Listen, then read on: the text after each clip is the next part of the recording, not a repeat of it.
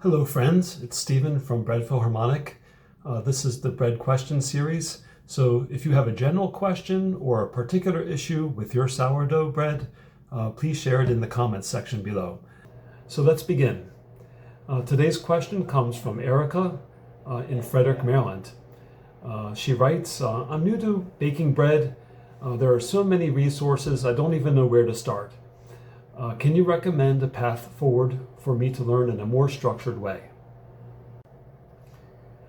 So there are hundreds, if not thousands of breads, and if you're starting your bread journey, this can really become quite overwhelming.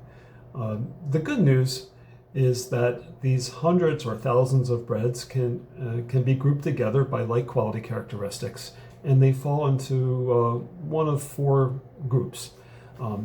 So there are wheat-based breads, there are rye-based breads, there are enriched breads, like a brioche, and laminated breads, like a croissant. So the idea is to select just one bread from each category and learn it exceptionally well. And in this way, instead of learning hundreds or thousands of breads, you're learning just 4 types of breads.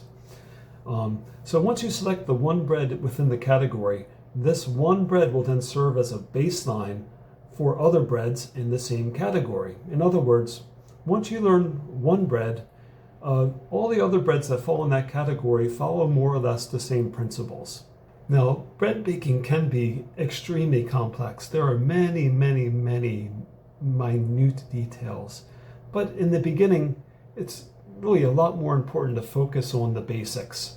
And if you do that, you'll be 90% there. You'll be making really great bread from the very beginning.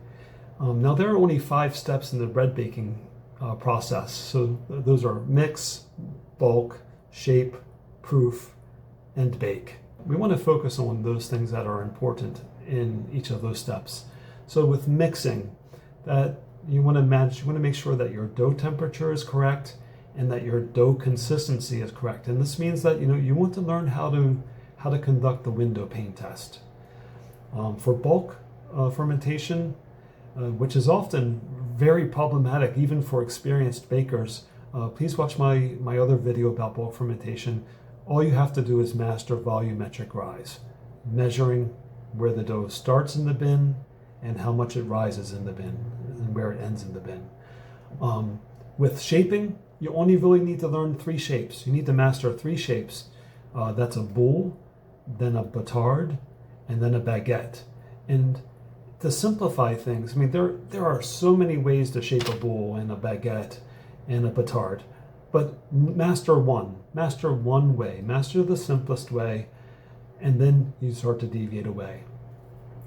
With the proof stage, you really only need to master one thing, and that's the finger poke test, so you can assess the degree of proof of the dough. And with the bake, only 2 things are really important: having the right temperature and making sure that there's sufficient steam so that your loaves can really express themselves. If you get those 2 things right, you're going to have a great bake. Now, what's important here is after each bake, you want to reflect on the things that you did right and the things that next time you want to do differently or you want to do better. Because this way, each time when you repeat, each repetition becomes more purposeful and your learning becomes exponential. I hope you enjoyed today's video, and if you found this video helpful, please give it a thumbs up and subscribe to Bread Philharmonic. It really helps the channel grow and allows me to continue creating more bread baking content for you. Remember, great bread isn't an accident. It's the result of understanding the craft. Until next time.